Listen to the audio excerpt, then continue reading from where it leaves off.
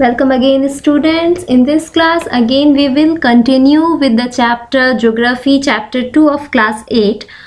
In previous video we will study about the soil, land as resource and its conservation. Today in this class we will discuss about the water as resources. We know that water is very essential for life. Life is not possible without water. So that water is very important for us. So it has been clear with this phrase which tell us that water everywhere nor a drop to drink. यानी हमारे चारों ओर पानी तो है लेकिन फिर भी हमारे पास पानी नहीं है. So देखते हैं. We know that Earth is known as the blue planet. Why? Because it consists as a 70% of the earth area. It completely covered by water. It means earth का जो 70% हिस्सा है वो पानी से घिरा हुआ है. ओशियन और सीज सरफेस से घिरा हुआ है, जिसकी वजह से जब हम इसे स्पेस से देखते हैं तो ये एक ब्लू प्लैनेट की तरह अपेयर होता है. So that's why it known as the blue planet और वाटर प्लैनेट. तो देखते हैं कि हमारे पास इतना पानी है. सो when life began on earth before 3.5 billion year ago, यानी आज से 3.5 billion year ago जब लाइफ का बिगनिंग हुआ था, तो वो लाइफ का बिगनिंग भी कहाँ हुआ था? पानी के अंदर हुआ था, यानी ओशियन में हुआ था. इट मीन्स पानी हमारी लाइफ के लिए बहुत इम्पॉर्टेंट है.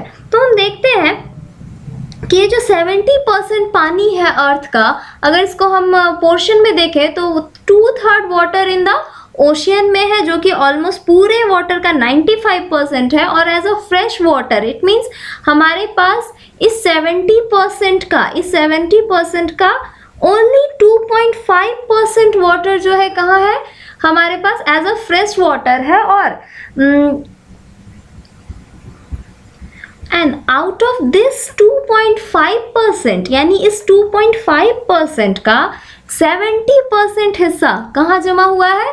ग्लेशियर्स में, अंटार्कटिका में, हिमालयाज में. इट मीन्स जो लॉफ्टी पीक्स हैं एवरेस्ट के, उसके अलावा आल्प्स पे, उसके अलावा अलास्का में. तो इन सारी जगहों पे एज अ ग्लेशियर वो जमा हुआ है. और सिर्फ 1% वाटर, इट मीन्स सिर्फ हमारे पास 1% वाटर है जो कि क्या है?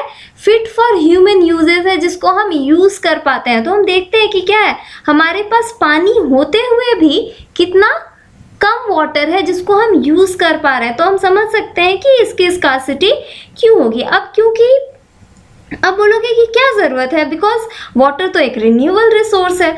तो इसका जो रिन्यूएशन है वो कैसे होता है? So the total volume of water on earth remain constant, यानी जो टोटल वॉल्यूम है, ये जो 70% है, ये कांस्टेंट रहता है. ओके, नाइदर ऐड और नॉट डिलीट, यानी इसमें से 70% में से ना कुछ घटता है ना कुछ ऐड होता है. क्यों? ये रिन्यू होते रहता है विथ द वाटर साइकिल. तो अब देखते हैं कि वाटर साइकिल क्या है. सो in water cycle we have seen here in this image,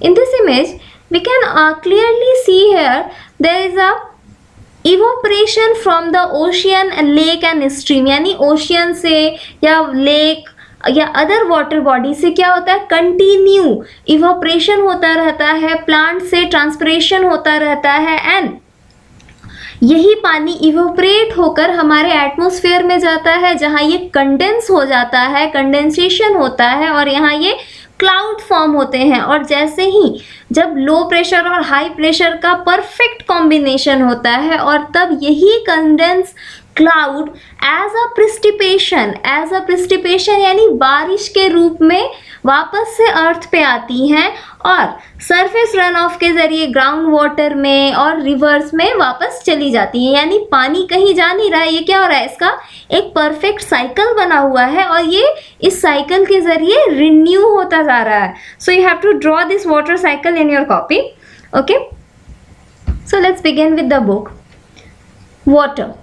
water is essential for every living organism, यानी वाटर जो है दुनिया के हर जीने वाले प्राणी के लिए, जो जीवित प्राणी है उनके लिए बहुत इंपॉर्टेंट है। It is a very vital renewable source, ये बहुत ज़रूरी है और क्या है, रिन्यूएबल रिसोर्स है। कैसे रिन्यू होता है हम लोग देख चुके हैं। And the surprising fact that through our planet is known as the blue planet, और इसी पानी की वजह से यानी due to this 70% of water, abundance of water, we know that our planet known as the blue planet, यानी हमारा planet किस नाम से जाना जाता है, ब्लू प्लैनेट, या कभी कभी इसको वाटरी प्लैनेट भी कहते हैं। तो because of abundance of water there is still a water scarcity, लेकिन इतना पानी होने के बाद भी हमारे पास क्या है, वो पानी की स्कार्सिटी, स्कार्सिटी यानी कमी होना। तो again a phrase, water water everywhere but not a single drop to drink, यानी पानी तो है पर हमारे यूज के लिए नहीं। So there is more than 326 million trillion gallon water on earth, यानी इतना, अगर हम इसको एक परफेक्ट मेजरमेंट दे तो इतना वाटर जो अवेलेबल है अर्थ पे, but with so much water around it seem like there is enough for million of year, यानी इतना पानी क्या एक दिन में नहीं, काफ़ी मिलियन ऑफ टाइम से अर्थ पे है। और about 97.3% water present on earth sea, मतलब ऑलमोस्ट 95 से 97% तक जो पानी है वो कहाँ है, सी और ओशियन में है, जिसको हम कंज्यूम नहीं कर सकते हैं। It not fit for the consumption because the water is saline, क्या है, वाटर काफ़ी सॉल्टी है, नमकीन है, तो वो पी नहीं सकते। ओके, ना पी सकते हैं ना किसी और काम में ला सकते हैं, हालांकि क्योंकि उसमें सॉल्ट के अलावा और भी कई सारे केमिकल कंपोनेंट्स मिले होते हैं। यूजुअली एक ओशियन वाटर में या फिर सी वाटर में एवरेजली 35% सॉल्ट होता है, rest of them other chemicals होते हैं जो कि बिल्कुल ही फिट नहीं होते हैं कंजप्शन के लिए। So only 2.7% is fresh water. Out of this, nearly 70% locked up as a ice cap and glacier, यानी जो आइस केप और ग्लेशियर्स है उसमें 70% जो है वो क्या है, लॉक्ड है, प्रिजर्व्ड है इन अंटार्कटिका और वर्ल्ड के जितने भी लॉफ्टी ग्लेशियर्स हैं माउंटेन्स पे, उन सब पे। And this mean that only about 1% of water available for use, और सिर्फ हमारे पास क्या है, 1% वाटर क्या है, अवेलेबल है यूज के लिए। This water is available in river, lake, atmosphere. Okay, river में है, लेक में है, एटमोस्फेयर में है एज अ वाटर वेपर, जो कि वापस प्रिसिपिटेशन के जरिए, बारिश के जरिए धरती पे आ जाते हैं। And also as ground water, हम लोग सब डीप बोरिंग यूज करते हैं, तो पानी कहाँ से आता है, डीप बोरिंग। उसके अलावा जो हम लोग वेल्स यूज़ करते हैं या हैंड पंप यूज़ करते हैं, तो वो पानी कहाँ से आता है, ग्राउंड वाटर से आता है।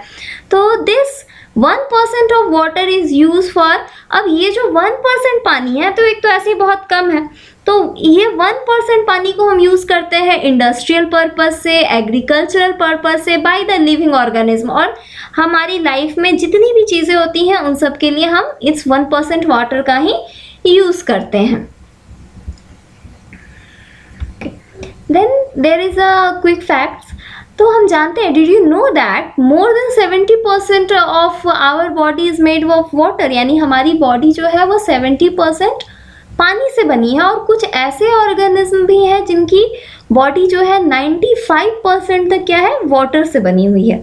So the amount of water available on earth has remained constant of year. It natural renewable resources, this resource is replenished by nature, यानी ये जो रिसोर्स है ये रिन्यूअल है, और इसको रिन्यू कौन करता है, हम लोग रिन्यू करते हैं घर में और फैक्ट्रीज में बनाते हैं, नहीं, इसको बनाता कौन है, रिप्लेनिश कौन करता है, कंटिन्यू कौन करता है, नेचर, यानी नेचुरली इसका एक सिस्टम है जिसको हम लोग वाटर सिस्टम के नाम से जानते हैं या वाटर साइकिल के नाम से जानते हैं। Water is constant motion, it evaporate from water bodies such as ocean, sea, etc. and convert into the water vapor. The water vapor in atmosphere condense from cloud. When the water vapor became too heavy, they fall on a ground in form of rainfall और snowfall, यानी ये जो पानी है ये क्या होता है, इवोपरेट होता है वाटर बॉडी से, फिर वो वाटर ड्रॉपलेट यानी वेपर के रूप में cloud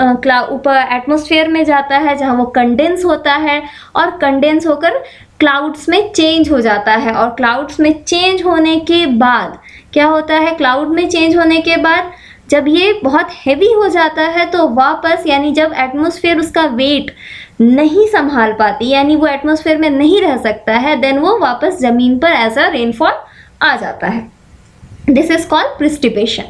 Okay, the water that fall on ground run on surface and meet with river and lake. This is called surface runoff. यानी जब पानी बारिश के रूप में नीचे आता है, फिर रिवर्स में, लेक में जाता है, जिसको surface runoff कहते हैं, and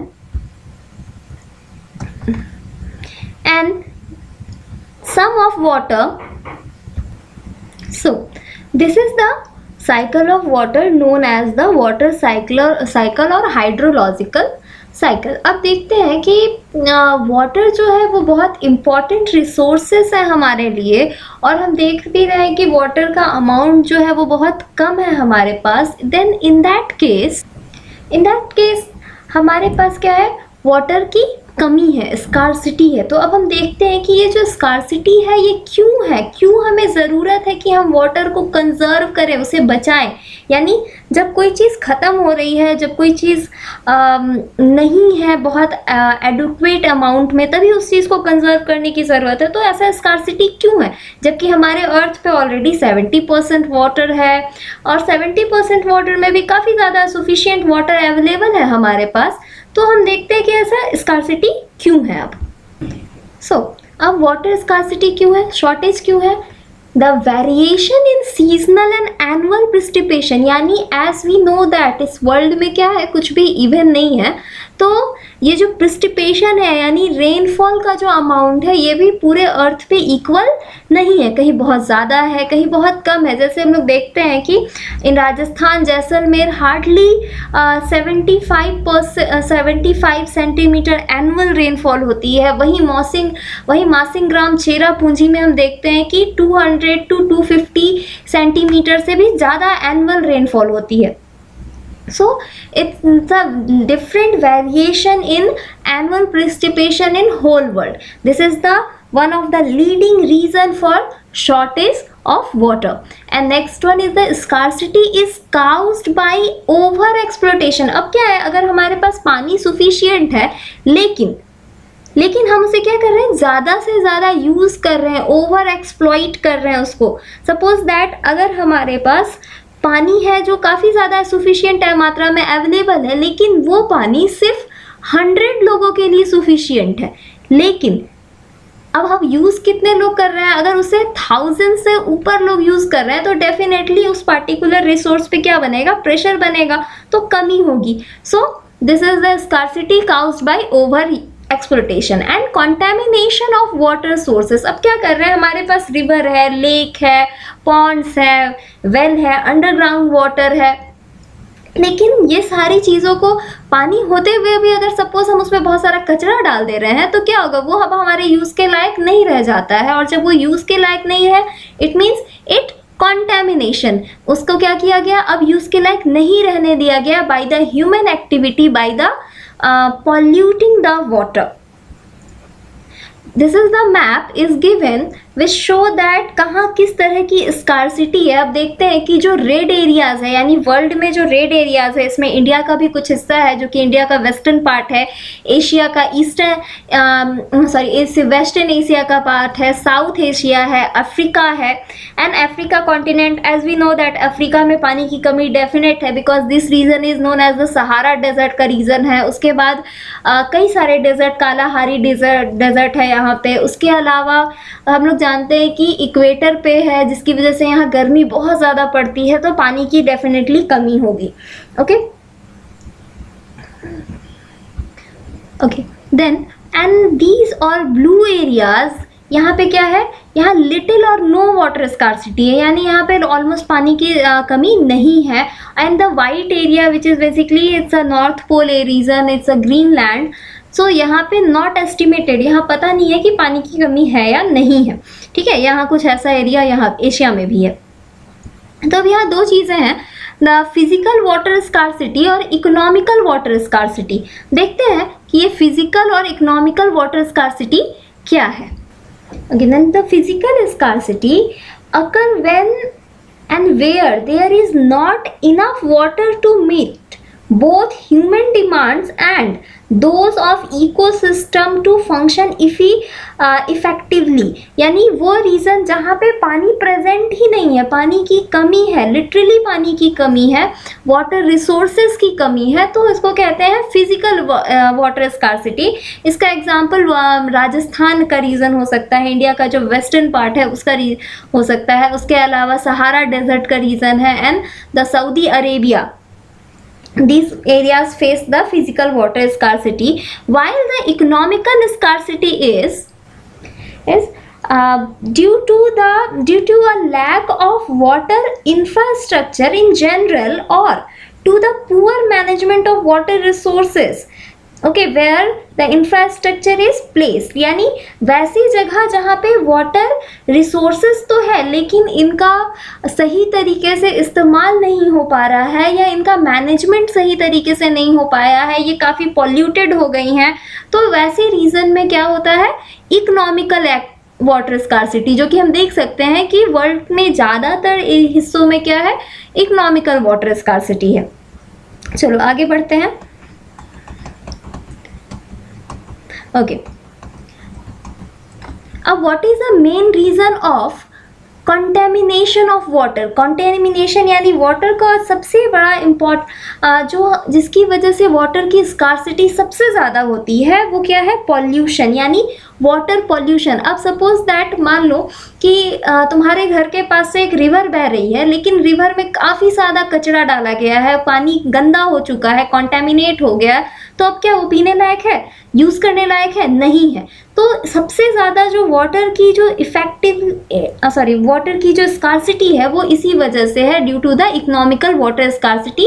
तो इसका मेन कंटेमिनेशन रीज़न क्या है? First reason is discharge of untreated और पार्शियली ट्रीटेड सीवेज, यानी अर्बन रीजन में जब जो फैक्ट्रीज हैं, जो इंडस्ट्रियल वेस्ट होता है, उसको बिना ट्रीट किए यानी बिना उसको फिल्टराइज किए हुए हम क्या करते हैं, सीवेज नालियों में गिरा देते हैं। उसके बाद उससे एक छोटी वाटर बॉडी से बड़ी वाटर बॉडी यानी सीवेज से रिवर में, रिवर से सी में, सी से ओशियन में, इस तरह से पूरी वाटर बॉडी क्या होती है, कॉन्टेमिनेट हो जाती है। एंड एग्रीकल्चरल केमिकल्स, एग्रीकल्चर में हम क्या करते हैं, एग्रीकल्चर में water is very essential for agriculture, we know that. And उसके अलावा अच्छे प्रोडक्शन के लिए हम ज़्यादा से ज़्यादा केमिकल, पेस्टिसाइड और फर्टिलाइज़र्स यूज़ करते हैं, जो कि बारिश के दौरान यानी प्रिसिपिटेशन के समय क्या होती है, सरफेस रन ऑफ के ज़रिए वो सारा पानी, सारे केमिकल हमारे वाटर बॉडीज़ में पहुंच जाता है, जिससे वो कंटेमिनेट हो जाती है। उसके अलावा industrial effluent in water bodies, industrial waste जितने भी होते हैं, जितनी भी लिक्विड वेस्ट होते हैं, वो सब डायरेक्टली वाटर बॉडी में डाल दिए जाते हैं। जिसका बेस्ट एग्जांपल हम लोग देख सकते हैं गंगा रिवर। गंगा रिवर इतनी पॉल्यूटेड क्यों हो गई? By because of the effluent industrial waste in the water bodies. So let's see, these are the basic problem of water shortage and water contamination. तो अब ये प्रॉब्लम्स है तो इनका सॉल्यूशन भी होगा। तो अब देखते हैं कि सॉल्यूशन क्या है, यानी वाटर को अब हम कंजर्व करेंगे कैसे। Okay, again back to the book. So as the population increase, industrial growth advance, clean drinkable water became a scarce। यानी जैसे जैसे पॉपुलेशन बढ़ती जा रही है, इंडस्ट्रियल ग्रोथ हो रहा है, लोगों की डिमांड भी क्या हो रही है, बढ़ती जा रही है, और जिसकी वजह से क्या हो रहा है, पानी की कमी होती जा रही है। यानी अगर वाटर बॉडी है जहाँ पहले 100 लोग उसका यूज़ कर रहे थे, अब वहीं 1000 से ज़्यादा लोग उसका यूज़ कर रहे हैं। यानी उस पर्टिकुलर वाटर बॉडी पे क्या बन रहा है, बहुत ज़्यादा प्रेशर बन रहा है। उसके अलावा जो इंडस्ट्रियल वेस्ट हम उसमें डालते हैं, उसकी वजह से वो कंटेमिनेट हो रही है, जो यूज़ के लायक नहीं रह जाती है, जिसकी वजह से जो ड्रिंकेबल वाटर है उसकी कमी हो रही है। And we are creating more demand on natural resource while these resources are becoming limited। यानी हम क्या कर रहे हैं, अपनी बढ़ती पॉपुलेशन की वजह से हम बहुत ज़्यादा बोझ डाल रहे हैं अपने नेचुरल रिसोर्सेज पे, और और क्या है कि ये जो नेचुरल रिसोर्सेज है ये क्या है, लिमिटेड है हमारे अर्थ पे। So we are consuming water faster than natural can replenish, यानी जितनी जल्दी ये रिन्यू नहीं हो रहा है उससे ज़्यादा हम उसको यूज़ कर रहे हैं, यानी उसको ओवर एक्सप्लॉइट कर रहे हैं। So we need water for various purpose, हमें पानी की ज़रूरत है, बहुत ज़्यादा ज़रूरत है। किस लिए? खाना बनाने के लिए, like cooking, drinking, washing, construction, agriculture, industry, generating electricity, यानी जिस इलेक्ट्रिसिटी को हम अभी यूज़ कर रहे हैं, यानी जब हम लोग ये वीडियो देखोगे तुम लोग, तो जिस मोबाइल या लैपटॉप पे देखोगे उसमें जो इलेक्ट्रिसिटी यूज़ किया गया है, उस इलेक्ट्रिसिटी को जनरेट करने के लिए भी किसकी ज़रूरत है? वाटर की ज़रूरत है। सो moreover, despite of the fact that the resource is limited, we are also polluting it, यानी हमारे पास क्या है, अब उतनी तेजी से उसका रिन्यूअल नहीं हो रहा है, इट मीन्स वो लिमिटेड है। अब वो लिमिटेड है तो क्या हुआ, हम क्या कर रहे हैं, उसको ज़्यादा से ज़्यादा पॉल्यूट कर रहे हैं।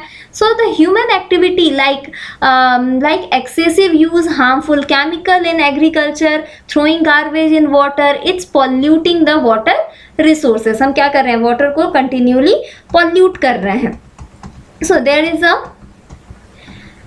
This is the map which given in your book. So करना क्या है, आप यहाँ पे take a world map, okay, political map ले लेना, political map, and label it the 5 region which facing the scarcity of water. कोई भी 5 रीजन जो कि मैंने अभी प्रीवियसली तुरंत बताया है, इन रीजन में पानी की बहुत कमी है, जैसे कजाकिस्तान है, उसके अलावा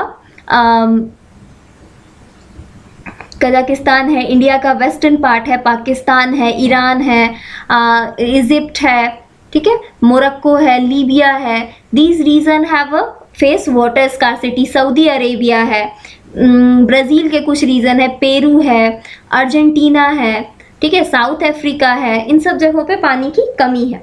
तो इस तरह से 5 ए रीजन को हम क्या करेंगे, लेबल करेंगे ऑन द वर्ल्ड मैप, जहां पानी की स्कार्सिटी है। ओके, नेक्स्ट वन इज, देखो यहाँ there is some quick facts. An average urban family of 4 uses about 540 litre of water a day, यानी एक फैमिली जहाँ 4 मेंबर रहते हैं अर्बन एरिया में, वो एक दिन में कितना पानी यूज़ करती है, ऑलमोस्ट 540 लीटर वाटर यूज़ करती है। Out of this it's a very small amount is actually use for drinking and cooking, और इसका बहुत छोटा अमाउंट हम लोग पीने के लिए, या खुद ही देख लो कि एक एवरेज आदमी एक दिन में कितना पानी पीता है, हार्डली 2 लीटर 3 लीटर, उससे ज़्यादा पानी तो पी नहीं सकते, लेकिन खर्च कितने कर रहे हैं, 540 litres. So the rest of them कहाँ जा रहा है, बाथिंग में, वॉशिंग अटेंसिल्स यानी बर्तन धोने में, क्लोथ, गारमेंटिंग एंड टॉयलेट्स, इन सब चीज़ों में पानी वेस्ट होता है। And then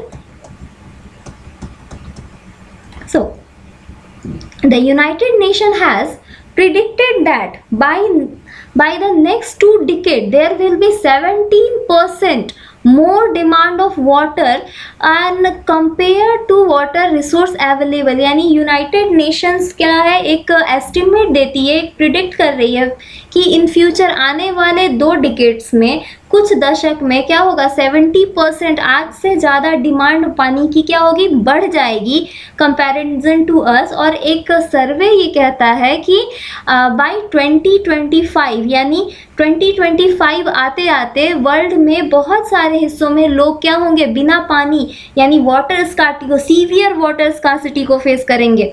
the problem of water is not only local problem but a global concern as well, यानी आज ये क्या बन गया है, एक लोकल प्रॉब्लम नहीं है, ये सिर्फ हमारे एरिया या कुछ पार्टिकुलर रीजन की बात नहीं है, ये पूरे वर्ल्ड में प्रॉब्लम क्रिएट हो चुका है। यानी पानी की scarcity, water scarcity, it's a global concern. So the water is on earth is limited, we need to conserve this precious resource, और इस वजह से बहुत ही important है कि हम क्या करें, इसको इस रिसोर्स को प्रिजर्व करें। So let's see the methods of water conservation.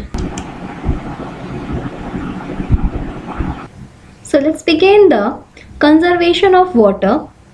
Conservation is simply the planted protection, improvement and wise use of natural resources. Water conservation means controlling, protecting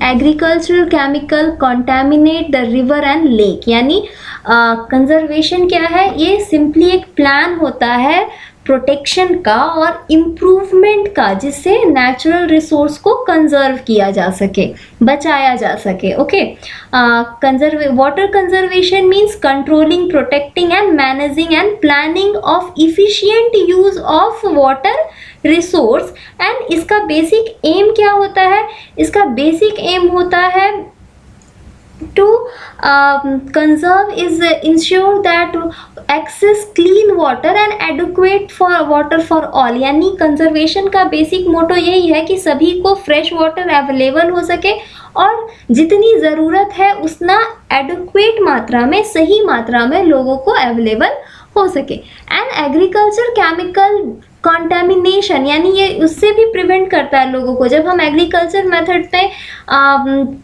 chemicals का यूज़ करते हैं जिससे वाटर और lakes जो है contaminate होते हैं. So this because of rainfall, rain water which run of the surface of soil, surface carry the soil which has chemical. यानी जब बारिश होती है तो वो अपने साथ पेड़ पौधों से जो केमिकल्स होते हैं उन्हें बहाकर मिट्टी के साथ मिक्स करके कहाँ लेके चली जाती है, वाटर बॉडीज़ में, जिससे वो भी कंटेमिनेट हो जाते हैं, पॉल्यूट हो जाते हैं. Hence when the surface water meet river और lake, it contaminates the river as well. Forest and vegetation cover on the land slow down the surface run off. अब क्या होता है, जब हम ज़्यादा से ज़्यादा पेड़ लगाते हैं यानी अफॉरेस्टेशन करते हैं, तो इन दैट केस उस समय जो प्लांट होते हैं वो क्या करते हैं, पानी को रूट्स जो होते हैं प्लांट के, वो मिट्टी को पकड़ के रखते हैं और उसके साथ साथ ये पानी को भी पकड़ के रखते हैं. यानी ज़्यादा सरफेस रन ऑफ यानी पानी का जो बहाव होता है उसको कम कर देते हैं, जिससे बहुत तेज़ी से पानी नहीं बहता है और केमिकल्स, पेस्टिसाइड्स, ये चीज़ें जो है डायरेक्टली पानी में कम मिल पाती हैं. मतलब रेगुलर के कंपैरिजन में ये काफ़ी कम हो जाता है. They also increase the groundwater. Okay, they also allow the water percolate deep underground from groundwater reserve. और water plants और ट्रीज की रूट के जरिए जो वाटर है वो कहाँ तक पहुँच पाता है, ग्राउंड वाटर तक भी पहुँच जाता है. So the basic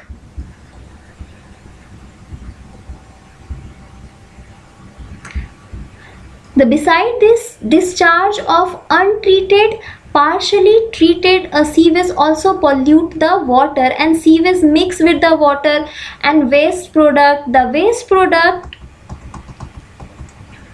consist of both organic and inorganic matter including human waste, mineral salt, garbage, industrial waste. अब क्या होता है, इन सब के अलावा यानी क्या केमिकल फर्टिलाइज़र के अलावा हम क्या करते हैं, पानी को और किन तरीक़ों से कॉन्टेमिनेट करते हैं, वी डिस्चार्ज अनट्रीटेड और पार्शली ट्रीटेड सीवेज. यानी जो अर्बन एरियाज़ में फैक्ट्रीज़ और इंडस्ट्रीज़, उसके अलावा जो घरों की सीवेज होती हैं वो डायरेक्टली वाटर बॉडीज़ में डाल दी जाती हैं, जिसमें कई तरह के पॉल्यूट्स होते हैं जो कि कुछ टाइम अनट्रीटेड होते हैं, यानी बिल्कुल ही फिल्टराइज नहीं होते हैं. कभी कभी वो थोड़े फिल्टराइज होते हैं, which is completely waste product which drain into the water.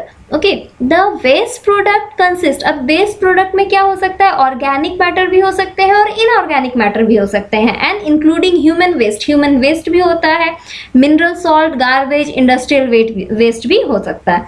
If the sewage is not properly treated, अगर सीवेज जो है यानी जो नालियों में गिरने वाला कचरा होता है वो सीवेज अगर ट्रीटेड नहीं है, फिल्टराइज नहीं है, it can have a negative impact on environment and human health. तो ये क्या होगा, ये ह्यूमन हेल्थ और एज वेल एज इन्वायरमेंट पे भी असर डालेगा। इट मीन्स ये क्या करेगा, वाटर बॉडी में जाएगा, वाटर बॉडी में वहाँ के एक्वाटिक एनिमल्स को, वहाँ के फ्लोरा एंड फौना को इफेक्ट करेगा, जिसकी वजह से क्या होंगे, जो एक्वाटिक एनिमल्स है वो धीरे धीरे कम होने लगेंगे, जिसकी वजह से ह्यूमन हेल्थ या फिर वहाँ के एक्वाटिक एनिमल्स को खाने की वजह से ह्यूमन हेल्थ भी क्या होगी, इफेक्टेड होगी। and this is because most of these chemical are non biodegradable and enter the human body through the water। और जब ये पानी पीने के जरिए या किसी और तरीके से हमारे अंदर जाएगा तो क्या करेगा, वो हमारे हेल्थ को काफ़ी नुकसान पहुंचाएगा। और ऐसा क्यों है, क्योंकि जितने भी वेस्ट हैं उसमें सब क्या है, नॉन बायोडिग्रेडेबल हैं, जो कि ख़त्म नहीं हो सकते। The major aim of the sewage treatment is to remove as much of the suspended solid as possible before the remaining water. अब क्या है, मेजर सीवेज का ट्रीटमेंट का मेजर एम क्या होता है, ज़्यादा से ज़्यादा जो सॉलिड पॉल्यूट्स है उनको पानी से निकाल लिया जाए, यानी सीवेज से निकाल लिया जाए, which is called influential, and it discharge into the water body. Proper treatment of sewage before the releasing them into the water body can control the water pollution. अगर फैक्ट्रीज और इंडस्ट्रीज से या फिर human houses से निकलने वाला जो कचरा है, जो सीवेज है, अगर हम उसे प्रॉपर ट्रीटमेंट कर दें तो हम क्या कर सकते हैं, वाटर बॉडी के पॉल्यूशन को कंट्रोल कर सकते हैं, उसे कॉन्टेमिनेट होने से बचा सकते हैं। ओके, नेक्स्ट मेथड क्या है, water harvesting is another method. अभी हम लोग देखेंगे कि वाटर हार्वेस्टिंग क्या है। It save the surface run off, and water harvesting mean that saving rain water, waste water and reusing it. यानी वाटर हार्वेस्टिंग में हम क्या करते हैं, बहुत सारे लोग, हम लोग ये जानते हैं कि वाटर हार्वेस्टिंग क्या होता है।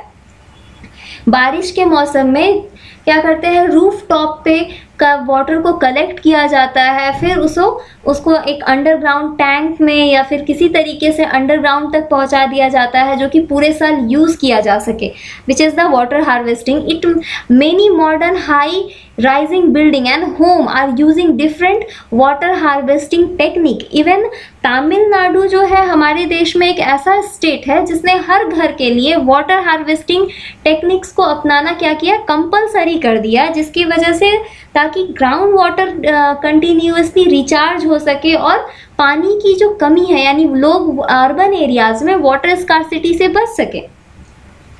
सो harvesting technique to reduce water wastage, क्योंकि अब क्या होता है कि जब हमारे छतों पर जब देखोगे कि बारिश होती है, वो पानी ऐसे ही बह के कहीं वेस्ट हो जाता है, लेकिन अगर हम उसे एक जगह कलेक्ट कर लें तो क्या होगा, जब सूखा टाइम होता है, यानी जब बहुत ड्राई सीजन होता है, उस वक्त वो पानी हमारे काम आ सकता है, या बाकी चीज़ों में उस जो फ्रेश वाटर है, जो फिल्टराइज वाटर है, हम उसे पीने के लिए यूज़ कर सकते हैं। कंपैरिजन टू हम क्या करते हैं, जो फ्रेश पीने वाला पानी है उसे भी हम बाकी चीज़ों में वेस्ट करते हैं, तो इससे वाटर वेस्टेज क्या होगा, कम हो जाएगा। And farmers are also being educated about this method to ensure minimize the wastage और optimum use of water। अब क्या है, फार्मर्स को अगर इस बारे में एजुकेट किया जाए और वो अगर इस टेक्निक को यूज़ करने लगे तो उनको क्या मिलेगा, सुफिशियंट पानी मिल जाएगा। किस चीज़ के लिए, इरिगेशन के लिए, जिससे उनकी फसल भी अच्छी होगी। So one by one now we let's discuss and see the water harvesting techniques। Okay, first one is the afforestation. हमने प्रीवियसली वाटर सॉइल कंजर्वेशन और लैंड कंजर्वेशन में भी देखा। Afforestation is a very important technique to conserving natural resources. It means पेड़ लगाना क्या है, कल भी कहा था, पेड़ लगाना जो है हमारी ऑलमोस्ट सभी नेचुरल जितनी भी इन्वायरमेंटल प्रॉब्लम है उसका एक बेस्ट सोल्यूशन है, to plant more and more trees. Okay, next one is the water harvesting. अब वाटर हार्वेस्टिंग क्या है देखते हैं। Water harvesting, roof top harvesting. अब क्या होता है कि इस तरह से देखो, जब बारिश हो रही होती है तो पाइप के ज़रिए इसे एक टंकी में कलेक्ट कर लिया जाता है और यहाँ की पाइप के ज़रिए नीचे बने हुए, यानी घर के नीचे बने हुए एक अंडरग्राउंड टंकी में क्या किया जाता है, इसे कलेक्ट किया जाता है। Okay, now you can see here, water को क्या करते हैं, कलेक्ट करते हैं इन अ अंडरग्राउंड टैंक। ठीक है। ये जो मेथड है ये ज़्यादातर जो ड्राई रीजन्स होते हैं जैसे राजस्थान है, उसके अलावा कर्नाटक है या कुछ तमिलनाडु के रीजन्स में ये देखा जाता है, और स्पेशली राजस्थान में इस तरह की जो टंकियाँ हैं ये बनाई जाती हैं जिनको टंकास कहते हैं, ठीक है। Okay, next one is the next method is okay, next method is the lining canals and minimize water loss by seepage। अब क्या होता है कि जब जैसे हम देखते हैं कि गांव में या विलेज एरियाज़ में इरिगेशन के लिए गवर्नमेंट क्या करती है, कैनाल्स बनाती है, नहरें बनाती है। तो वो जो नहर होती है वो ओपन होती है, कहीं भी पानी जा रहा होता है, वेस्ट हो रहा होता है, तो उसको रोकने के लिए क्या कर सकते हैं हम लोग, उसको पाइपलाइन के ज़रिए, यानी कि हम लोग रिवर के वाटर को पाइपलाइन के ज़रिए जितने भी फील्ड्स हैं वहाँ तक पहुँचा सकते हैं। यानी जो कवर कैनल्स होते हैं हम उन्हें बना सकते हैं, जिससे क्या होगा, वाटर जो है सीपेज से बचेगा, यानी वाटर जो वेस्ट हो रहा था, इधर उधर बहने से वेस्ट होता है, वो उससे बच जाएगा और फार्मर्स के इरिगेशन में काफ़ी हेल्प हो जाएगी। Okay, next one is the sprinkle system. अब स्प्रिंकल सिस्टम क्या है, देखो इस तरह से एक फार्मिंग फील्ड में क्या किया जाता है, पाइप्स डाले जाते हैं और एक आर्टिफिशियल रेन क्रिएट किया जाता है जिसमें स्प्रिंकल करके, पानी का छिड़काव करके प्लांट्स को इरिगेट किया जाता है।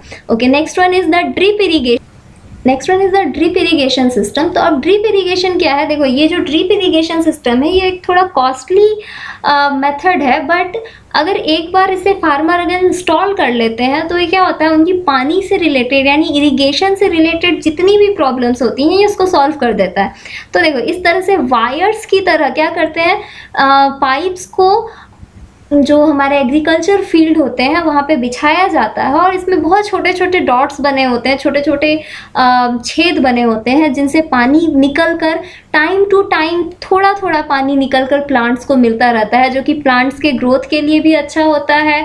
सॉइल भी इरोजन से, सॉइल का इरोजन भी रुकता है और इरिगेशन भी हो जाता है और पानी का वेस्टेज भी नहीं होता। So it's a best method to irrigate the field. Okay, so now we are studying in this video about water resources, its important and its conservation methods.